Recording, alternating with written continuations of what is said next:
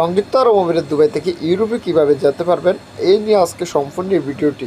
সহজ মাধ্যমে অল্প খরচ আপনার ইউরোপে যেতে যারা চান তাদের জন্য এই ভিডিওটি এবং লিগ্যাল প্রসেসে। সংযুক্ত আরব আমিরাত দুবাইতে আপনারা যদি যারা লেবার আছেন আর যারা বিজনেসম্যান আছেন তাদের জন্য দুটা ক্যাটাগরি, একটা হচ্ছে লেবারদের জন্য আর একটা হলো বিজনেসম্যানের জন্য। যদি আপনার লেবার ক্যাটাগরি হন আপনার জন্য যাওয়া সবচেয়ে বেস্ট হবে যেন আপনার দুবাই থেকে আপনার ইউরোপে আপনার ওয়ার্ক পারমিট ভিসাতে যাওয়াটা আপনার জন্য বেস্ট হবে।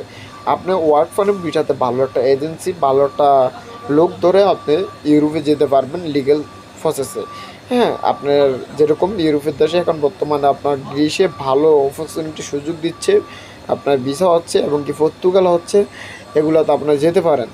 এগুলোতে যেয়ে আর ফের স্পেন আপনার যেতে পারেন। এগুলোতে গিয়ে আপনি পরবর্তীতে আপনি অন্য অন্য আপনি ইউরোপের দেশও আপনি মুভ করতে পারেন।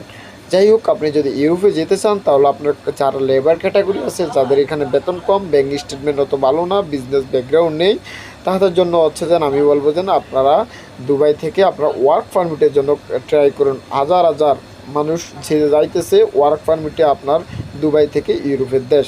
হ্যাঁ, যেরকম আপনি পর্তুগাল, আপনার গ্রিস, এরপরে মালদোভা, এরপর হচ্ছে যেন স্পেন, ফ্রান্স, বিভিন্ন দেশে যাইতেছে বিভিন্ন ক্যাটাগরিতে। কেউ এগ্রিকালচার ভিসা যাইতেছে, কৃষি ভিসা, কেউ যে যে যার কাজের এক্সপিরিয়েন্স এবং কি যে যেই কাজের উপরে অভিজ্ঞতা আছেন তারা অবশ্যই ওই কাজে আপনারা যেতে পারবেন, তাতে কোনো বাধা নাই। আর যারা দুবাইতে আপনার ব্যবসা করেন, বিজনেসম্যান এবং কি মোটামুটি তাদের ব্যাঙ্ক স্টেটমেন্ট ভালো আছে, টাকা পয়সা অর্থকরী ভালো আছে, তাদের জন্য হচ্ছে যেন আপনার ট্যুরিস্টে গিয়ে আপনি ওই দেশে সেটেল হতে পারবেন। ট্যুরিস্ট বিষয়ে ইউরোপে গিয়ে সেটেল হওয়ার উপায় হচ্ছে যেন আপনার প্রথমেই আপনি দুবাইয়ের আশেপাশে যে কয়েকটা কান্ট্রি আছে এগুলোতে আপনার ট্যুর করে আমাদের বাংলাদেশের যে পাসপোর্টটা ওই পাসপোর্টটা একটু দুর্বল এবং কি নর্মাল, সেই ক্ষেত্রে আর কি কয়েকটা কান্ট্রিতে যদি আপনার ট্যুর করেন আশেপাশে যেগুলো দেশ আছে ট্যুর করলে আপনার পাসপোর্টটা একটু ভারী হবে। ভারী হলে তাহলে আপনার পরবর্তীতে আপনি ইউরোপের বড় বড় দেশের জন্য আপনার ট্রাই করতে পারেন। এবং কি ইউরোপে যেতে হলে আপনার জন্য লাগবে ব্যাঙ্ক স্টেটমেন্ট। আমি দেখছি যে আমার অনেক ফ্রেন্ড ফলোয়ার ওনারা গেছে আপনার 20,000 থেকে 40,000 দেরাম ওনারা ব্যাঙ্ক স্টেটমেন্ট দেখাইতে পারছে এবং কি 5-6টা কান্ট্রিতে ওনারা ট্যুর করছে।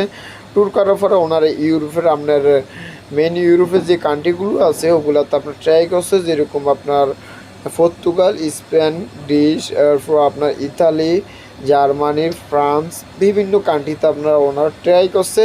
অনেকেই আলহামদুলিল্লাহ বিষয়গুলো হচ্ছে। তো সেই ক্ষেত্রে বলবো যেন আপনারা যদি কয়েকটা কান্ট্রিতে আপনারা ট্যুর করেন, ট্যুর করলে পাসপোর্টটা ট্যুরিজমের যে ভিসাগুলো লাগবে লাগার পরে আপনার ব্যাঙ্ক স্টেটমেন্টে যদি আপনি দেখাইতে পারেন এম্বাসি ফেস করে, তাহলে আপনার পরবর্তীতে আপনার ইউরোপের জন্য আপনারা লিগেলভাবে যেতে পারবেন। তাতে খরচ কোনো বেশি হবে না। আপনার এখানে কয়েকটা 4-5টা কান্ট্রিতে যাইতে আপনার 5-6 হাজার দেড়ামের মতন খরচ হতে পারে আনুষঙ্গিক। এরপর আপনার কম বেশি কিছু হতে পারে। এর পাশাপাশি আপনার ব্যাঙ্ক স্টেটমেন্টের কিছু টাকাটা রাখবেন। টাকাটা রাখলে আপনার 20 থেকে 30,000 40,000 দেড়াম রাখলে আরও ভালো হয়।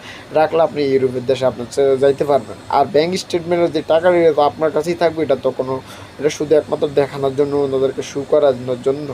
তো আপনারা যদি ইউরোপে যেতে চান আপনারা এইভাবে ট্রাই করুন। ইনশাল্লাহ আমি পরবর্তীতে ইউরোপের A to Z guide just নিয়ে আমি আপনাদেরকে গাইডলাইন দিব। অবশ্যই আপনারা ইউরোপে যেতে আপনাদের জন্য সহজ হবে। অবশ্যই এই চ্যানেলটি সাবস্ক্রাইব করুন, পাশে থাকেন আর বন্ধুদের মাঝে শেয়ার করে দেন।